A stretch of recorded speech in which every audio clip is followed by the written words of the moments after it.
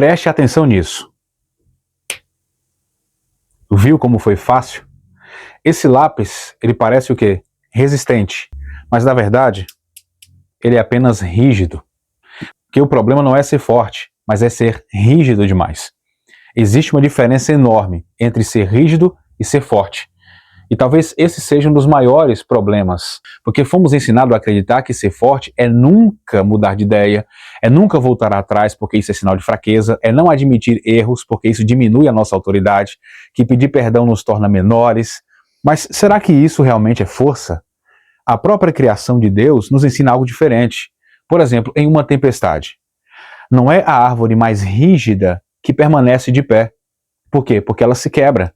Quem geralmente resiste à tempestade é aquela que consegue se curvar com o vento, mas sem perder as suas raízes. Ela continua firme, não porque ela é endurecida ou rígida, mas porque ela é flexível. Isso não é só um princípio na natureza, é um princípio da própria vida. Porque Deus fez o nosso cérebro justamente para aprender durante toda a vida. Inclusive a própria ciência vai chamar isso de neuroplasticidade. Ou seja, o nosso cérebro cria novas conexões, reorganiza pensamentos, aprende, amadurece, ou seja, continua desenvolvendo. Deus criou o nosso cérebro para isso, para crescer em aprendizado. Só que existe um problema com tudo isso. É que muitas das vezes não é a falta de inteligência que impede alguém de crescer. Esse é um engano. O que nos impede de crescer, na verdade, é o orgulho. É o nosso próprio ego. É quando uma pessoa acredita que ela já sabe tudo.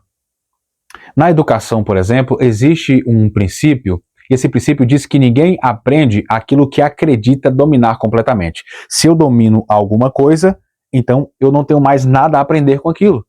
Isso é um problema, porque toda aprendizagem começa exatamente quando uma certeza ela é questionada, quando uma experiência nos faz enxergar algo de forma diferente. Mas isso é só quando nós somos humildes o suficiente para reconhecer que ainda podemos crescer aprendendo.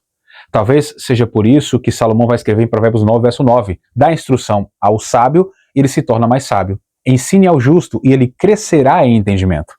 Você percebeu que Salomão nos ensinou? Que o sábio ele continua aprendendo, que o justo ele continua crescendo. Porque quanto mais uma pessoa é madura, menos ela sente necessidade de sair por aí provando tudo que tem razão o tempo todo.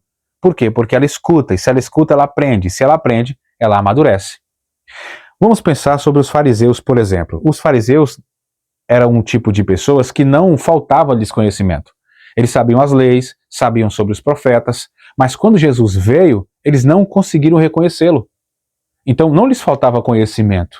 O que faltava? Um coração menos rígido, um coração flexível, um coração ensinável. Eles tinham muitas respostas, sim, mas não faziam nenhuma pergunta. Isso é perigoso, porque quem acredita que já sabe tudo, fecha a porta para aquilo que Deus ainda deseja ensinar.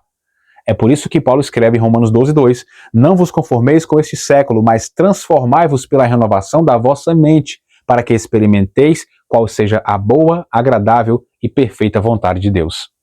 Olha que coisa interessante. Ali Deus poderia dizer para nós mudarmos de atitude, mas ele não fala sobre as atitudes. Primeiro, Deus trata a mente, porque uma mente renovada, ela produz uma vida transformada. O Evangelho não muda somente o nosso comportamento.